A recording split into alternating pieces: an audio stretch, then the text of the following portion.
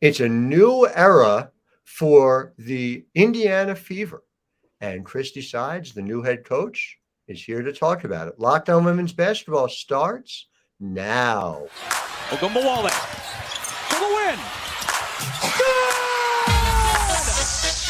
You are Locked On Women's Basketball, your daily podcast on women's basketball.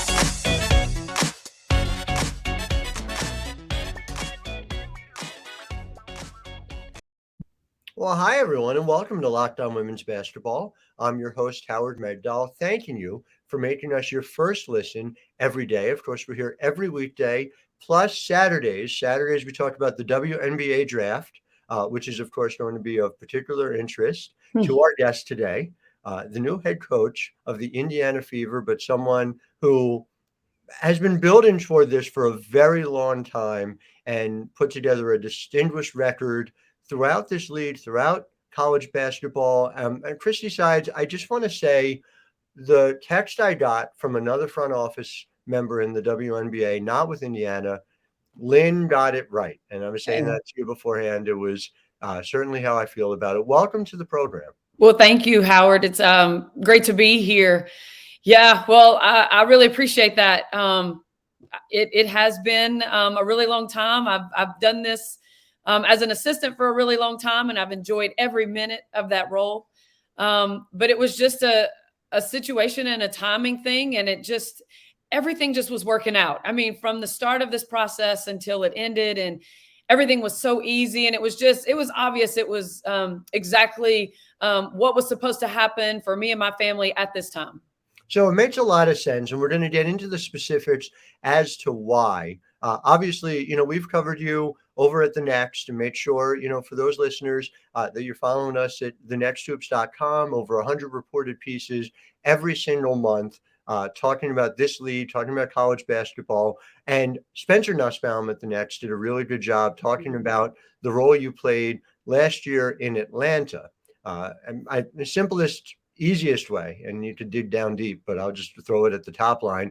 Atlanta goes from 104.8 points per 100 possessions to 99.8 from 9th to 5th. Emphasis on defense, something that I know was important to you, that you said to Lynn in your first conversation. You guys would have won 5 more games last year if you defended better. What was it that allowed your defense and Coach T's defense, obviously, in Atlanta to improve so much? And do you think it's reasonable to expect something similar here in Indiana here in year one? Yeah.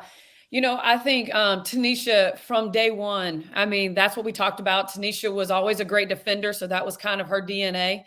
And same for me. I mean, I played for, Van Chancellor and Leon Barmore. I mean, I learned to play a lot of defense while I was with those guys, and appreciate that side of the ball. But, we emphasized it.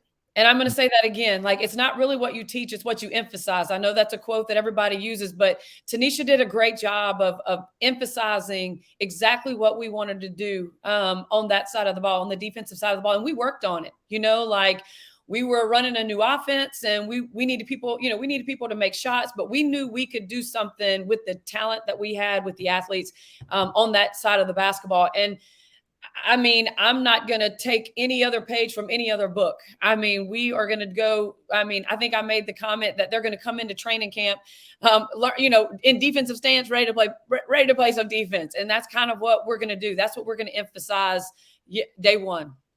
You say emphasize, is it just you're talking more about defense? Yeah, I'm so struck by this, that there are some coaches where it's understood, it's assumed, and you see the coaches go somewhere new, and it doesn't matter at some level the personnel, there's a jump in defensive efficiency. On the college side, I look at, what Vic Schaefer did, when he goes to Mississippi State, and right away, it wasn't his team recruited first year, but Mississippi State sees a jump. Texas, you saw a jump. Defensive efficiency.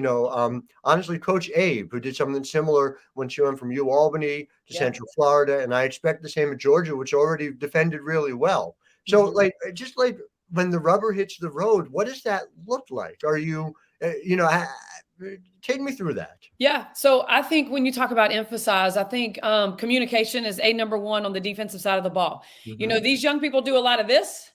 And not, they don't do as much as this anymore. And so that is first and foremost, that is what you're trying to get. You have to be talking when you're trying to play some defense or you can't get it done. I think all the footwork that goes into, all your closeouts, how you slide, being just in stance. I mean, like you'll see people standing up playing defense. I mean, when you stand up, you're beat. And so it's all the little details. And then a lot of it has to do, from my experience, is pressuring the dang basketball. I mean, if you pressure that basketball, you make everything hard. If you have active hands, if you're going to ice on the side and you have your hands down, well, they're able to throw to, a Breanna Stewart who's going to pop and take a shot. But if your hands are up, and you're active, that ball's got to go up and over. And so it's just all the little details, that go into it. And then you have to have your team buy in to just playing from as far up as you want to get. And I mean, we're going to pick you up. We're going to, at half court, you're going to fill us this upcoming season. You have a young team. You have a team, though, and I cannot help but think as I'm, listening to this about Em Engstler and the fact that, she comes in as someone who played a system that did a lot of the things you're describing at Louisville. Do you see her as a linchpin to the type of defensive intensity that you're discussing here? Oh, no question. I mean, if I scouted, the Fever were my scout. And when I was in Atlanta, but Emily is, I mean, she's a dog. I mean, she will get after it. She never stops. She's hustling all the time. She's going to pick you up. She's going to make you turn the ball over. She's going to dive on the floor for loose balls, and she's going to go for every rebound. And I mean, those characteristics right there, if you can get 12 on the same page doing all those things, I mean, that's a recipe for success. No doubt about it. And when you talk about 12 on the same page, a lot of it, and we know this starts at the star level. And so take me through just what you see from Kelsey Mitchell, what you see from her game, what you see from what you think you can bring out of her game as a member of this team, as a leader of this team. When we drafted Kelsey, she's probably one of the nicest, quietest people you've ever met. And then she's really dangerous on the offensive end of the court. I mean, I think she put up in one game like 20 points in a 2-minute span. Mm-hmm. I mean, she has all the tools. And, she can, she's going to learn and she's going to do a better job on the defensive end. Kelsey's got she's in a position right now where she's still young. I mean, all these guys are still young. D-Rob is our veteran and Emma Cannon. But other than that, Kelsey, Tori, all of, they're all so young. So they're still looking, for someone to show them the way. But after meeting with the staff that's been there and talking to people that are still around, they've really talked about how much Kelsey has grown and how much she's matured. And I think, me and her are going to spend a lot of time in the future, just trying to, figure out, I mean, what do you need, Kelsey? What can we do, Kelsey? I mean, I'm going to ask her a lot of questions and get her really involved. And I mean, I'm going to take my time on my coaching search. I mean, I've got a group of people that I really like, but I want to know what these guys want and what they need. And, and that's important. And Kelsey's going to be huge in that. In terms of that search, do you have a timetable? Are you hoping, end of the year, or is it just it takes what it takes? Yeah, I really want to have one coach hired by the first of the year. Somebody that's going to, for me, Howard, it's all about in these first few years, I have to have people around me that I can trust and that, loyalty is huge and we're going to have each other's back.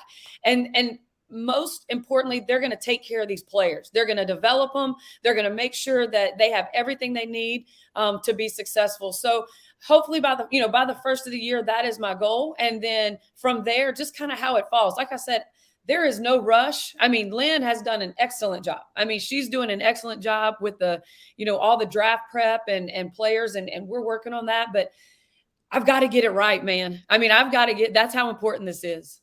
No doubt about it. And so we'll talk a little bit about the draft and what may or may not be coming. I do want to talk first about BetterHelp. And it's worth noting this show is sponsored by BetterHelp. Unfortunately, life does not come with a user manual. So when it's not working for you, it's normal to feel stuck. Therapists are trained at BetterHelp to help you figure out the cause of challenging emotions and learn productive coping skills. BetterHelp has connected over 3 million people with licensed therapists. It's available online. It's affordable. So save 10% off your first month of BetterHelp. Go to betterhelp.com/lockedonnba. That's BetterHelp, HELP.com/lockedonnba. So is it tampering if you start drawing up plays now for a player who might, let's say, be in, I don't know, let's pick a southern state, South Carolina, from now until April? Or are you legally allowed to start doing that even if you don't put a name on the play? How does that work? Who am I drawing these plays up for? I don't know. I'm just throwing it out there. Are there any, as I had heard, you guys have the number one pick. I hear you're interested in defense in particular. Do you see any high profile prospects who are centers who are particularly good on, say, the defensive and the rebounding end? Maybe somebody who won a championship last year. I'm just spitballing here. It seems like that type of player might be a fit. Yeah, no, I mean, with the draft picks that we have, I mean, last Friday, the way the day ended getting that number one pick was incredible. I mean, the whole day couldn't have been planned any more perfect. But, we also have 7, we have 13, 17, 25. I mean, we've got a lot of picks. And obviously the number one gives you a lot of, power to do a lot of things. There are some great players out there. I mean, there are in this draft. And, we haven't really talked about how important culture is, but culture is huge for us and this Fever organization, building that. And so whoever that player is that I'm going to, that we'll be drawing up plays for or teaching, they've got to fit our culture. And they've got to, we've got to make sure that we set a foundation with, all the, that those are important things right now. I mean, yes, the player, number one, talent, but they've got to fit and they've got to buy into our culture. You look back at what Lynn did last year in the draft, and I just think it's a remarkable thing. It's a very hard thing to get right. And I think it's fair to argue that she went 5 for 5 in terms of players who were able to contribute. Now, this was a roster where everyone was going to play, so you were going to get to see them. I think obviously we need to see more from Lexi to get a better sense. Destiny, somebody who's got to grow into it in year 2, but to get somebody who's able to give this team solid minutes at the point in year 1 is a very significant thing to do. When you look at 7, 13, and the rest of that, that's obviously at some level, you're starting to run into a similar issue to what, say, the Dallas Winds have had to deal with the last couple of years, which is so many young people, and how do you mold them into that culture that you're talking about? When you guys have that conversation, you have D-Rob, you have some, a veteran voice you're talking about there as well. Is it more a question of balancing? Is there such a thing, I guess, is what I would wonder, as too many first and second year players when you got to build? Oh, yeah. I think one of the issues when I was in Indiana the last time was, we had these young players and we just didn't have enough veteran leadership, players that had won, players that knew what it took, to win championships.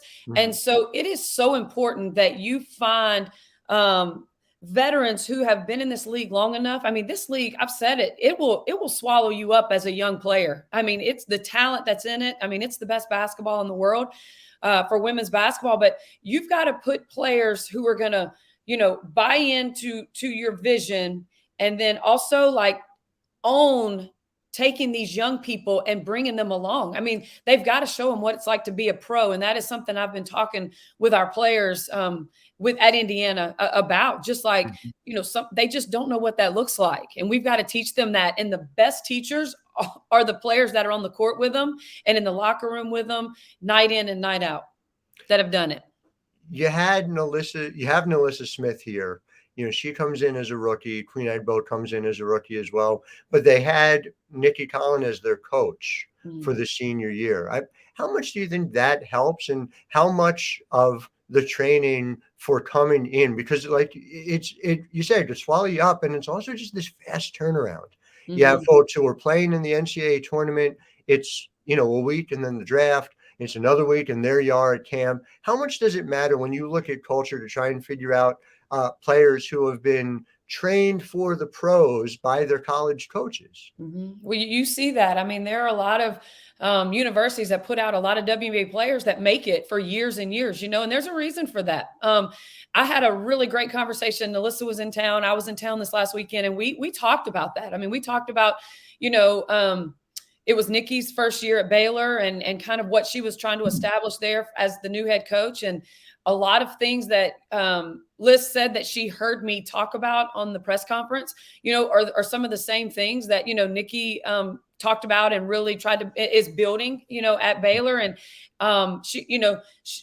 Nikki did a great job in Atlanta. I mean, she did some wonderful things, her first few years. And so I think it's really important, they have a taste of that. I mean, all of them. I mean, Queen and Lexi at Stanford and, the South Carolina players. I mean, my gosh. And Vic, Tori being Vic's player.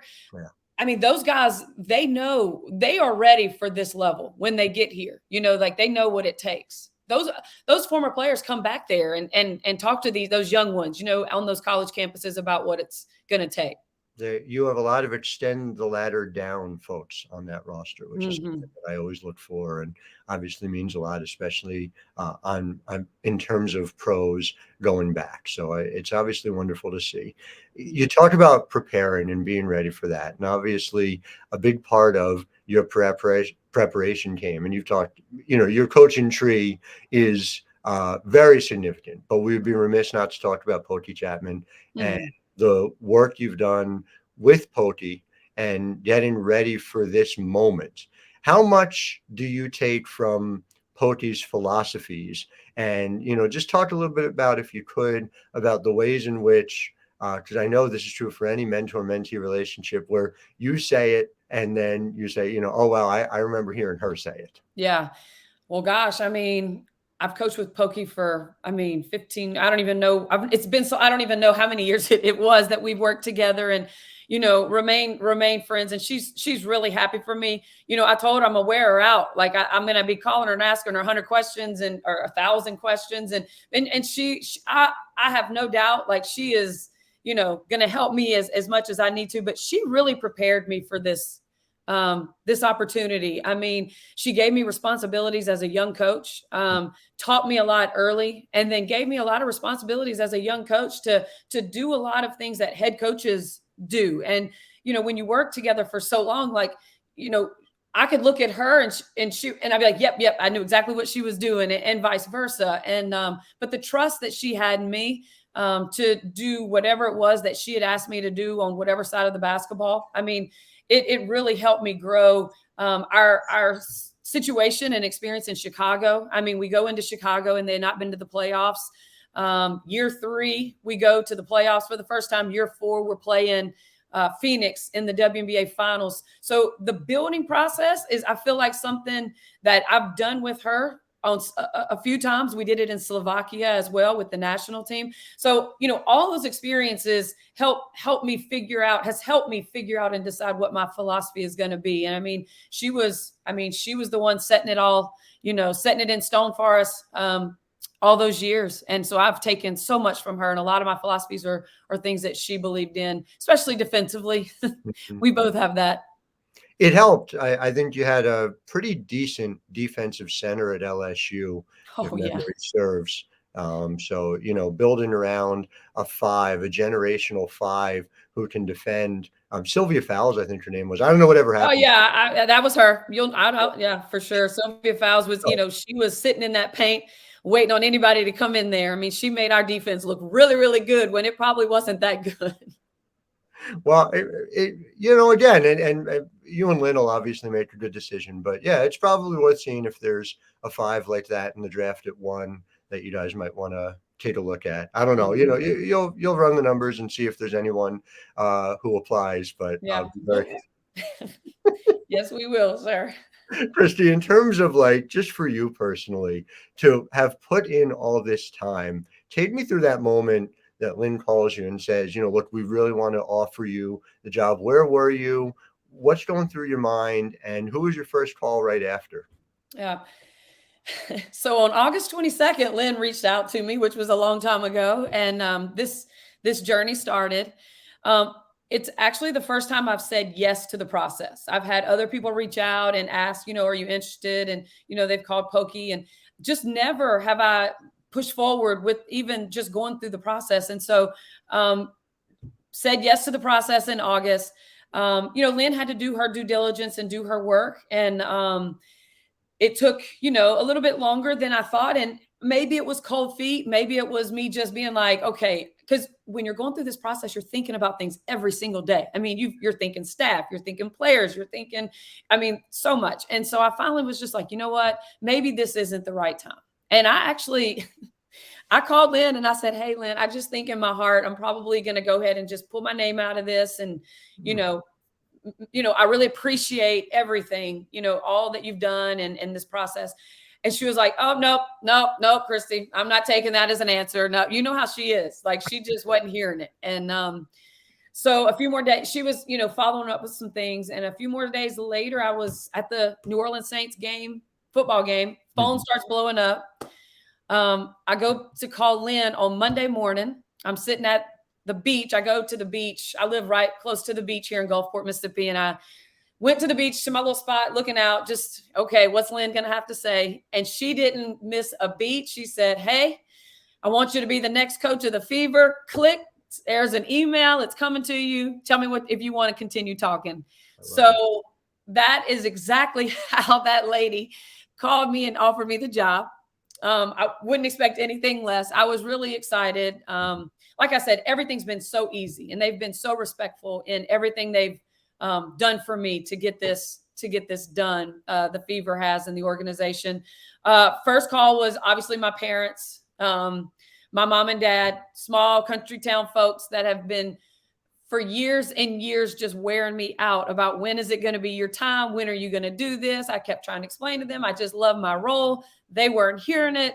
So for me, like, just the excitement that they've had for this and this opportunity for me, and just ready for me to take the reins and move over a chair and just see how it goes. I mean, I'm a worker. I'm a grinder. I'm going to figure it out. We'll figure it out. My staff will figure it out. But it's just been a really exciting and easy process. Had it been difficult, I would have been like, hey, no, but it's just, the timing was everything. It's a point of personal privilege when I say that the folks who have been putting in the time, who deserve this opportunity. I see you getting this chance. I see Latricia Trammell getting this chance down in Dallas. It matters. It's a big deal. I want to talk to you one last thing about the future, the months ahead. But first, I need to talk to the listeners about Sweat Block. This is from a customer review. Christopher wore a sweater every day to school, even in the hot Texas summers, to try and hide his sweat. He can now wear any shirt without sweating thanks to Sweat Block. Sweat Block wipes were invented by a doctor, and they're guaranteed to work or you don't pay. They call it the Sweat Block Dry Shirt Guarantee. If Sweat Block doesn't keep you dry, you get your money back. So if you or someone you love is experiencing embarrassing sweat or odor, try Sweat Block today.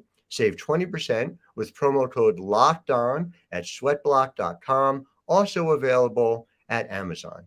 So my final question is, I just wonder, now that you've had it, now that you get this opportunity, do you visualize what it looks like? How take me through, if you haven't, or if you have, even better, picture that opening night for the Indiana Fever. You're the head coach. What are you seeing? Holy cow. It's exciting. It's exciting, the thought of walking out of that tunnel.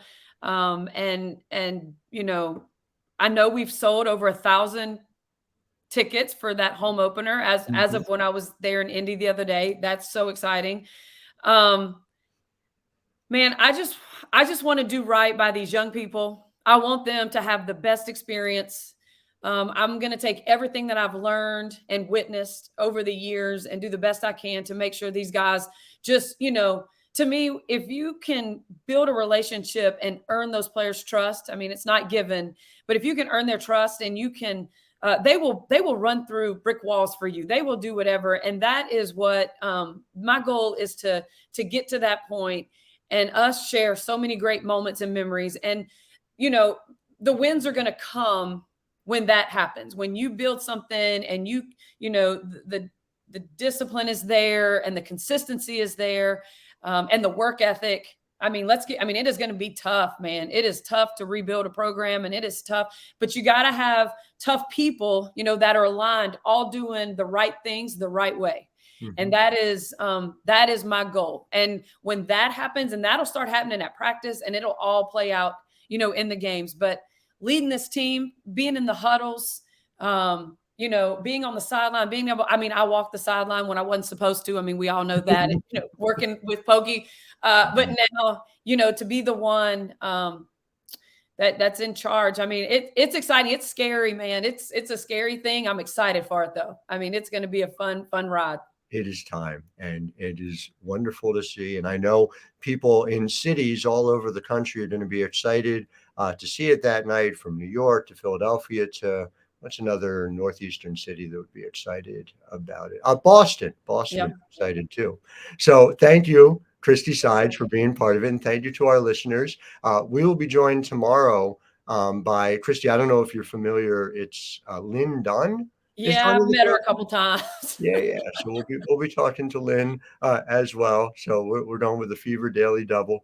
And, again, make sure you're subscribing to us on YouTube or wherever you get your podcasts. Make sure you're reading all the coverage over at thenexthoops.com. Until then, I am Howard Megdal, wishing you a wonderful day. Ogunbowale for the win. You are Locked On Women's Basketball, your daily podcast on women's basketball.